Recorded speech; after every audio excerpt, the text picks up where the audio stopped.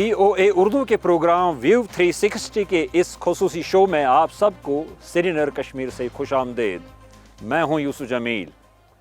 بھارت اس ہفتے اپنے زیر انتظام کشمیر کے گرمائی صدر مقام سری نگر میں 20 عالمی معیشتوں کے اتحاد G20 کے سیاحت سے متعلق ورکنگ گروپ کا اجلاس منعقد کر رہا ہے۔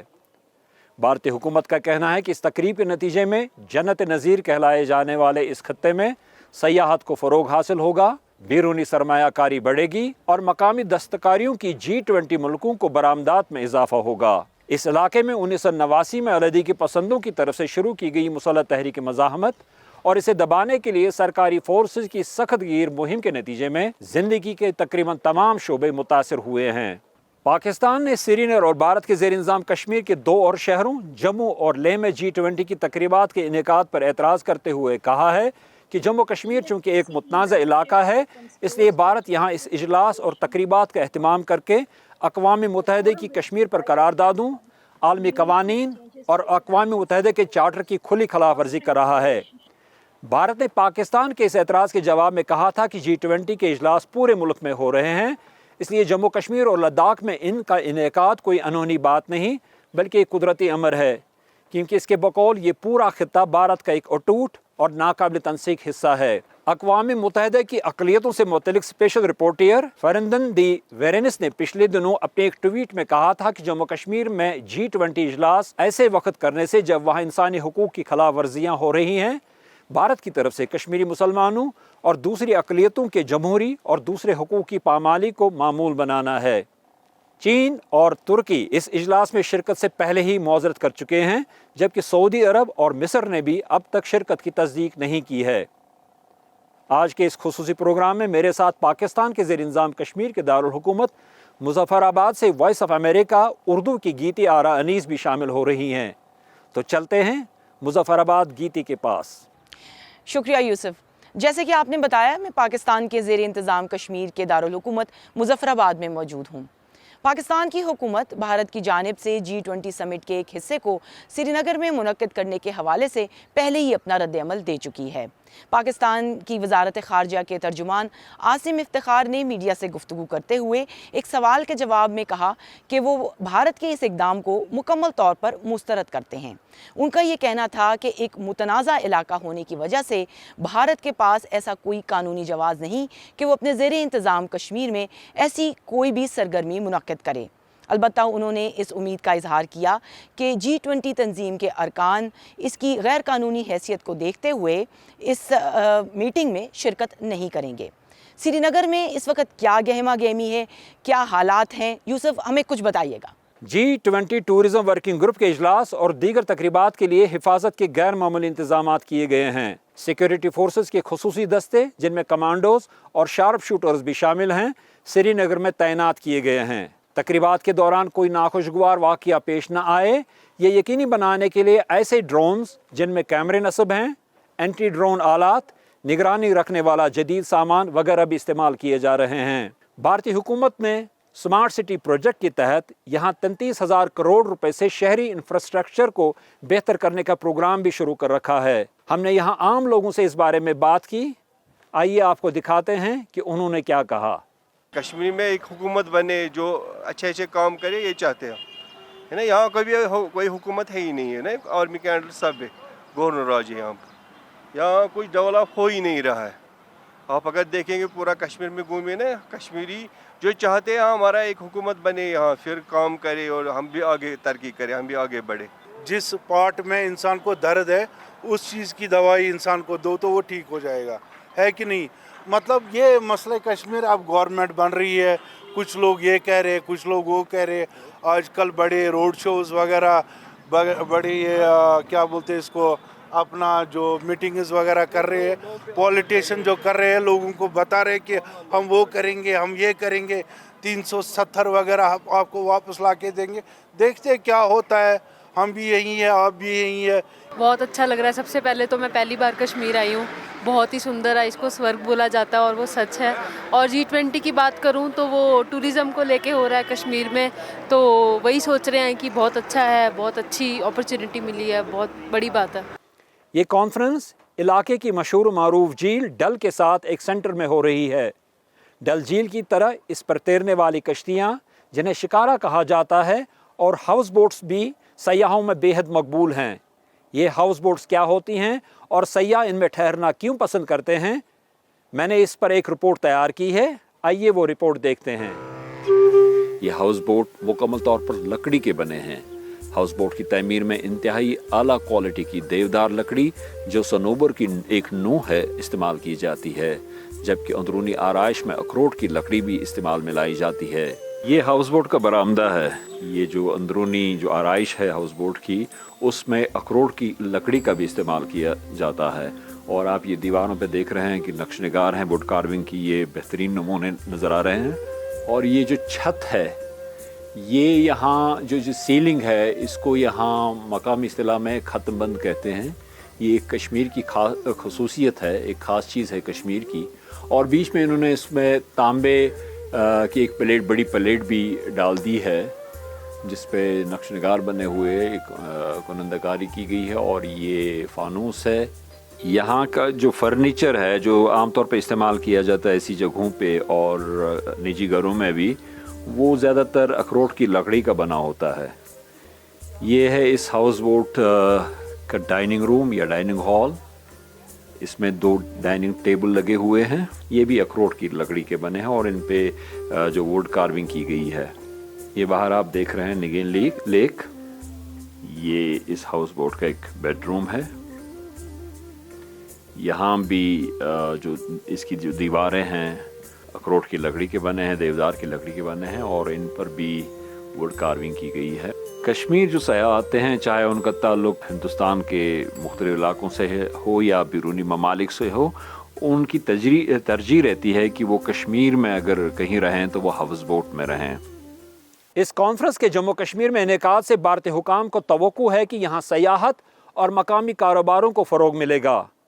ہم نے اس بارے میں مقامی کاروباری افراد سے بھی بات کی اور انہوں نے یہ امید ظاہر کی کہ یہ کانفرنس علاقے میں پائے جانے والے سیکیورٹی خدشات سے متاثر نہیں ہوگی اور ان کے کاروباروں کو اس کا فائدہ ہوگا۔ جو یہ ڈیلیگیٹس آ رہے ہیں، اگر یہ کامیاب ہو جائیں گے، ٹریول ایڈوائزری جو بھی لگی ہے، انٹرنیشنل ٹریول ایڈوائزری، اس کو ہٹانے میں یا کم کرنے میں، تو انشاءاللہ ضرور انٹرنیشنل ٹورزم کافی بڑھے گا۔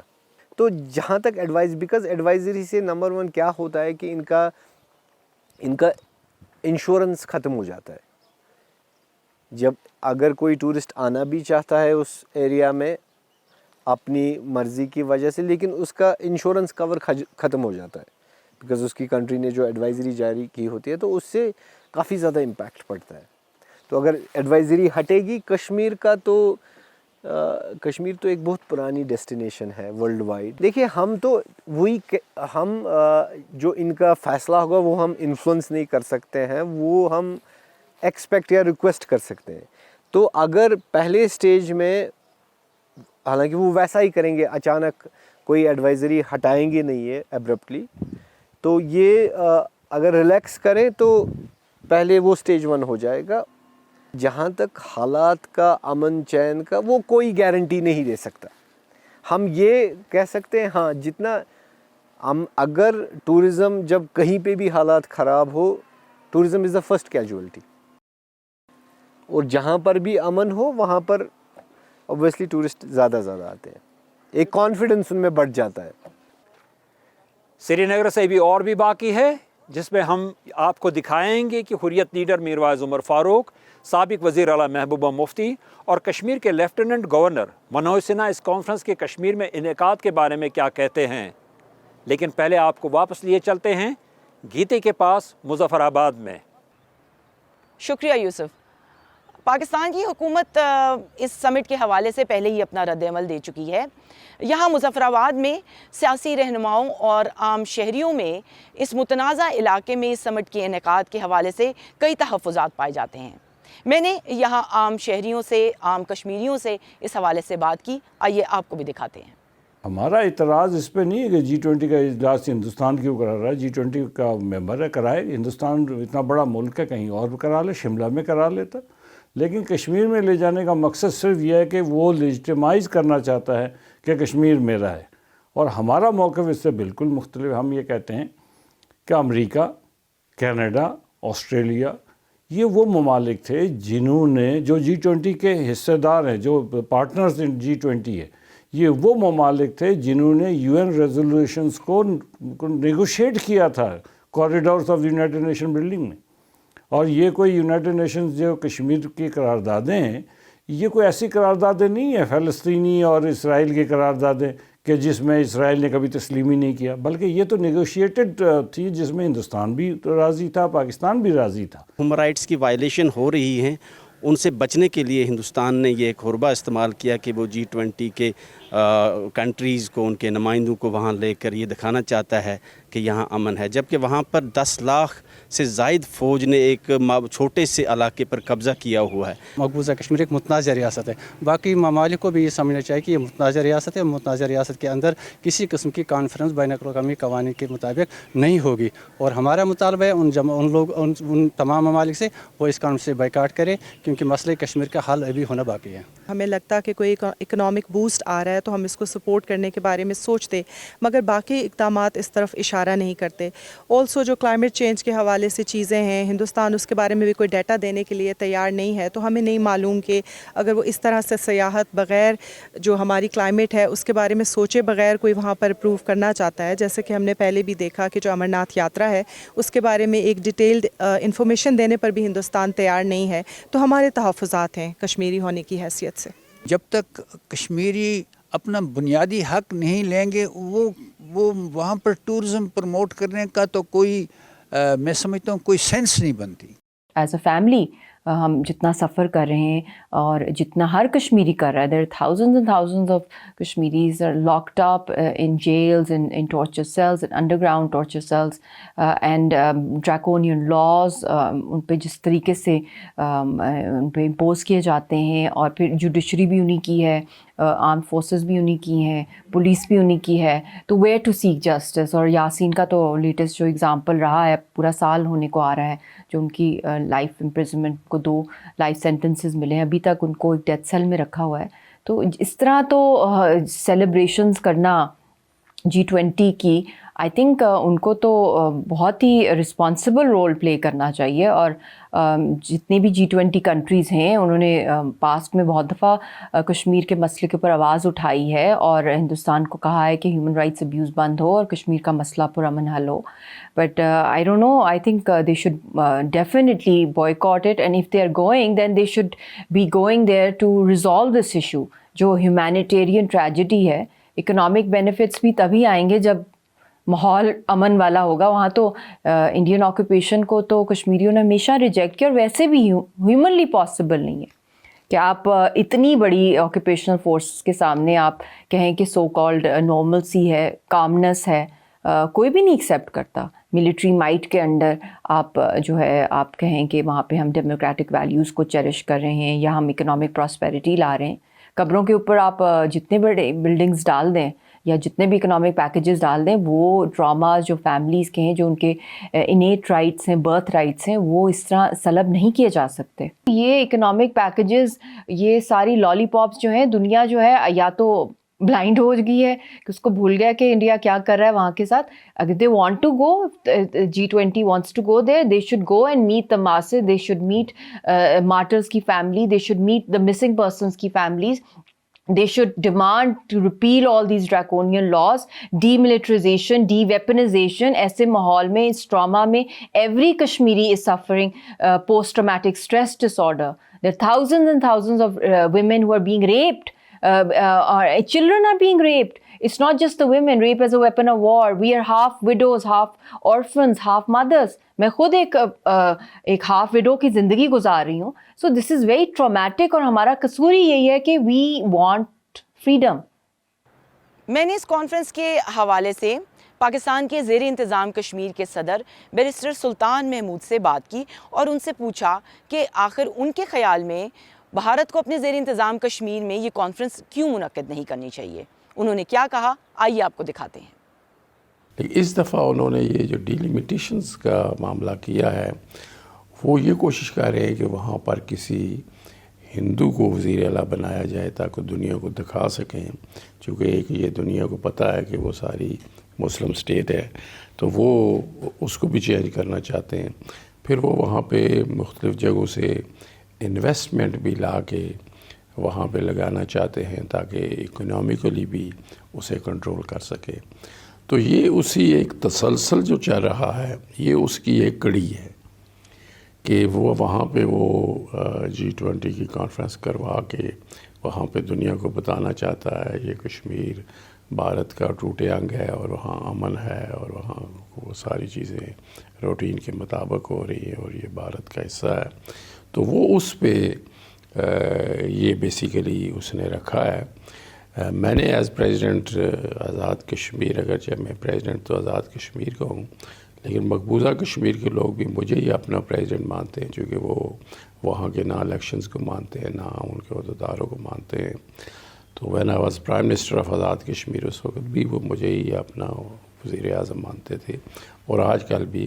اور میں دونوں اطراف کے کشمیریوں کو میں نے اور حریت کانفرنس نے اپیل بھی کی ہے کہ پوری دنیا میں جو مین سٹیز ہیں لائک واشنگٹن ہے، نیو یارک ہے، لندن ہے، پیرس ہے، برسلز ہے، جنیوا ہے، وہاں پر احتجاج بھی کرے اس روز کہ یہ جو بھارت یہ ڈرامہ رچا کے G20 کا ثابت کرنا چاہتا ہے کہ وہ بھارت کا حصہ ہے اور اب مسئلہ کشمیر ختم ہو چکا ہے، اس کو ہم کریں۔